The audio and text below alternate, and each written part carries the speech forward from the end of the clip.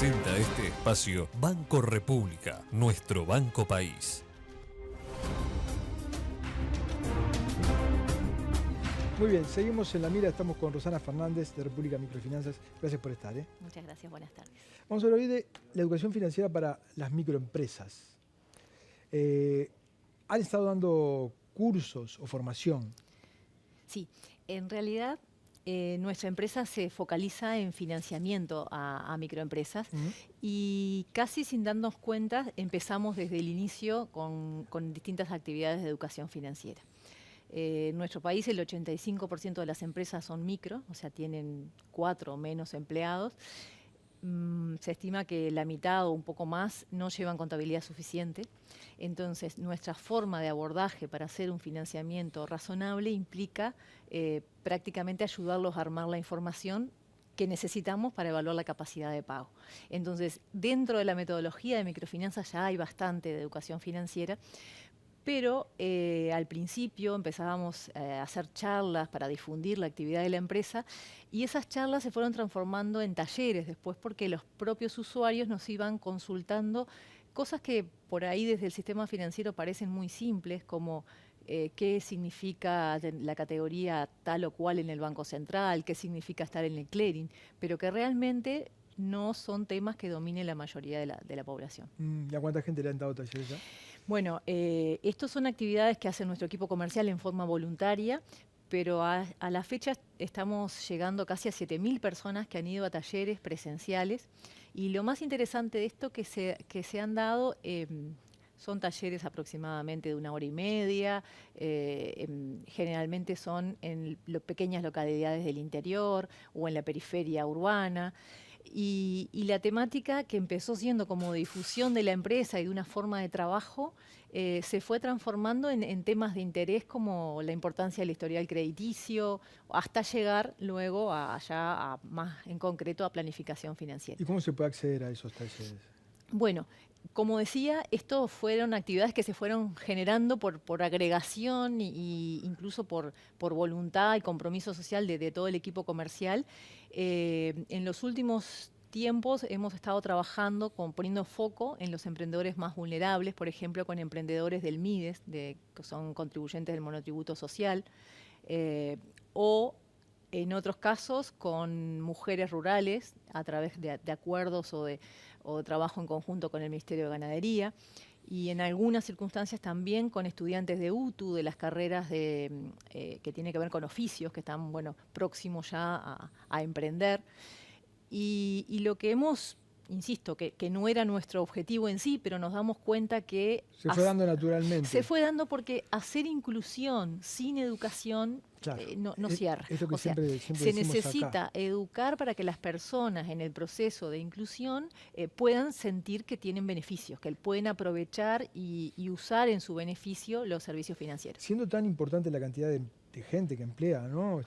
Micros y pequeñas, el 90 y pico %. Una cosa que me decías cuando hablamos ayer, creo que fue, que estas empresas, muchas de ellas no llevaban ni siquiera contabilidad, ¿no? Es así.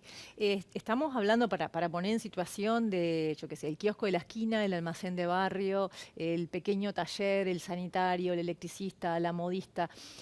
Entonces, cuando se presenta una solicitud de crédito, primero lo raro era que no era por teléfono o era un scoring, sino que agendamos una visita, una entrevista, porque ahí la economía familiar, la economía de la empresa está todo mezclado. Perdón, porque muchos son empresas unipersonales. La mayoría. La mayoría. Y, entonces, ya la entrevista sonaba raro. Entonces, bueno, ¿para qué? Bueno, porque necesitamos charlar, vamos a estimar cuántos son las ventas, los meses de baja, las semanas de baja, qué pasa, claro. Cuántos son los costos, cuál es la utilidad que está quedando realmente, cuánto necesita esa familia retirar de la empresa para el presupuesto familiar. Nos metemos también ahí con la familia para asegurarnos que cuando damos un crédito realmente hay capacidad de pago. Y por otro lado, el otro punto también que podía ser sensible es el destino. ¿Para qué? Bueno, si lo voy a pagar, ¿qué importa? No, importa para qué. Porque lo que pasa inmediatamente a obtener un crédito es que hay un costo financiero. O sea, tengo que devolver el dinero más un plus de intereses. Bueno, disponer de ese dinero hoy, ¿qué beneficio trae para la empresa?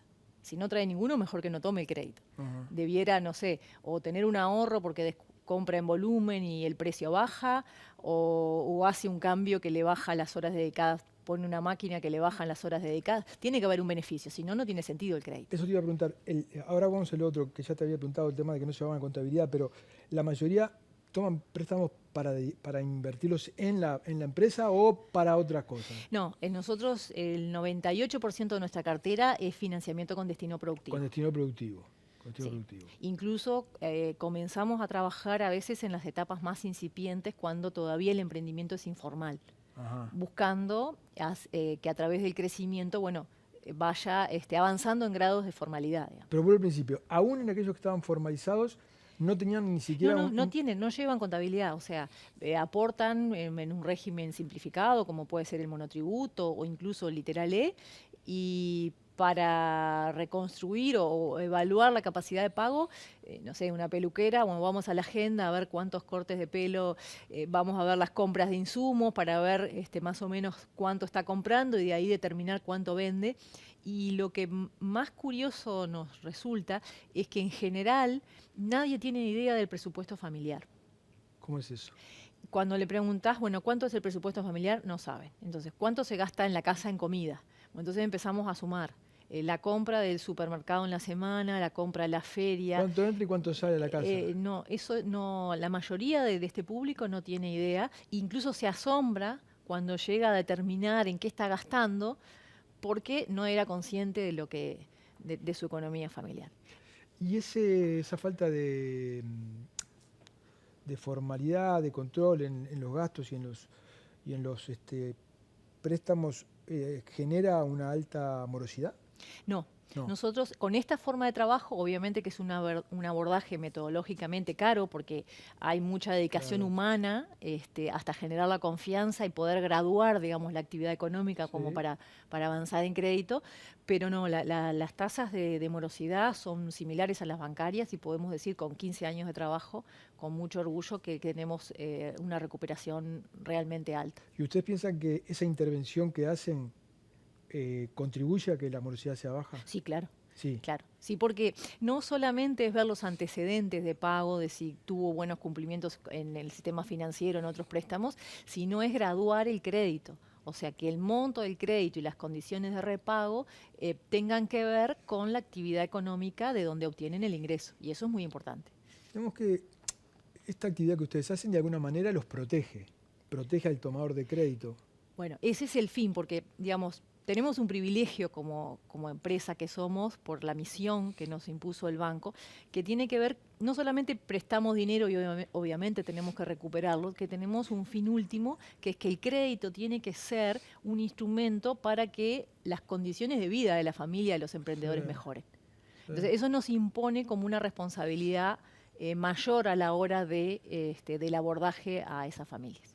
No, estoy pensando mientras te escucho, si las empresas que conceden créditos no deberían adoptar esta modalidad primero como un criterio de responsabilidad social y después también en beneficio propio, ¿no? Porque cuanto más control tengan sobre quién y más orientación le den a quienes toman crédito, más baja va a ser la morosidad, ¿no? Bueno, acá hay un marcado fin como empresa del Estado, con una misión particular, un marcado fin social, claro, que no deja de ser, o sea, también tenemos como objetivo ser sustentables, pero la rentabilidad en sí misma no es el primer fin, sino es el impacto que se logre con el público objetivo con el que trabajamos. No, está bien, pero en realidad estoy reflexionando contigo, ¿no? Ya que la iniciativa de la inclusión social quizá también debió llevar incorporado alguna medida de protección social, ¿no? Para que esas personas que están obligadas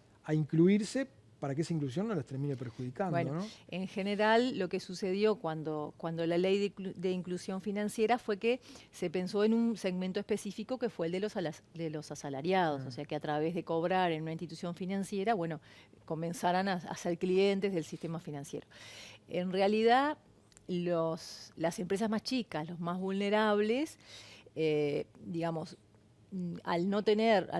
incluso los que no tienen contabilidad, que no pueden sustentar o demostrar su actividad económica, quedan en un limbo, porque el recibo de sueldo es una herramienta muy poderosa para determinar la cuantía y la estabilidad del ingreso. Los que no tienen el recibo de sueldo y tampoco tienen un balance para presentarse ante una entidad financiera, bueno, ¿cómo se aborda ese segmento?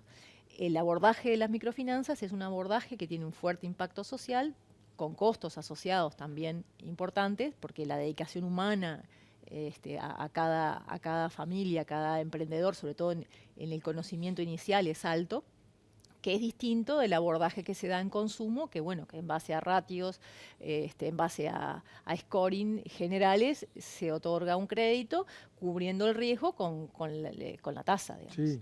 No, digo que sería una buena iniciativa social bueno, nosotros estamos convencidos que es el abordaje correcto. Que se asumiera eso, ¿no? No es sencillo y seguramente se requerían, claro, tiene un costo, ¿no? Sí. Tiene un costo, hay que estar dispuesto a asumir ese costo.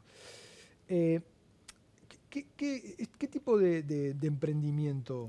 Bueno, nosotros en este momento estamos trabajando tanto a nivel urbano como a nivel rural. Sí, veía ahí lo de las mujeres rurales. Sí, a nivel, el abordaje individual era a nivel urbano, buscando básicamente recorrer la periferia, las periferias urbanas, donde justamente los problemas de exclusión se quedan más marcados. Pero luego, un poco en función de desastres naturales, de inundaciones, de sequías, comenzamos a trabajar con el Ministerio de Ganadería y ya llevamos una década de atender distintas emergencias. Por ejemplo, en el 2023 atendimos 6.000 y pico, casi 7.000 productores de todos los rubros afectados por la enorme sequía, en acuerdo con el Ministerio de Ganadería. Y ahí también estamos hablando de los productores más pequeños, de la producción familiar, claro, muchos de los cuales ni siquiera trabajaba con el sistema financiero. ¿Pasa de que les pidan un crédito y ustedes, cuando ven la realidad, antes de concedérselo, le piden que se ordene? Sí, o sea, siempre... ¿O es simultáneo o es a la vez? Bueno, la evaluación de crédito... Nos encantaría tener recursos para hacer mucho más de asistencia técnica y de acompañamiento. Tenemos que graduar un equilibrio entre el tiempo dedicado y para que las cifras cierren.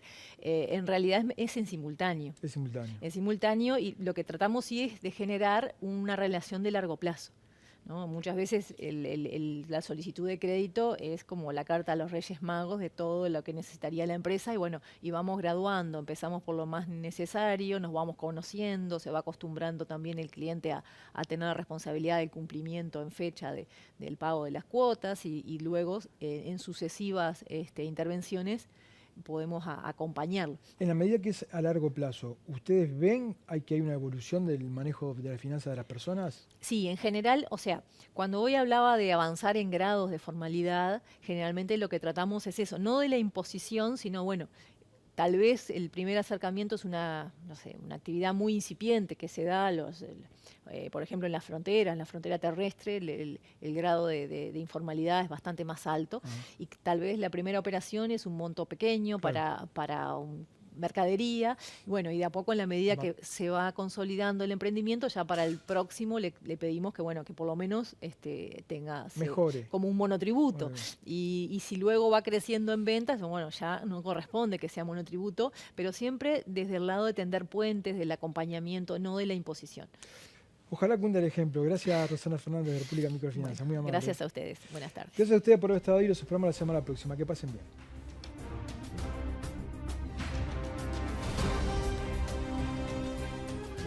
Este programa fue una presentación de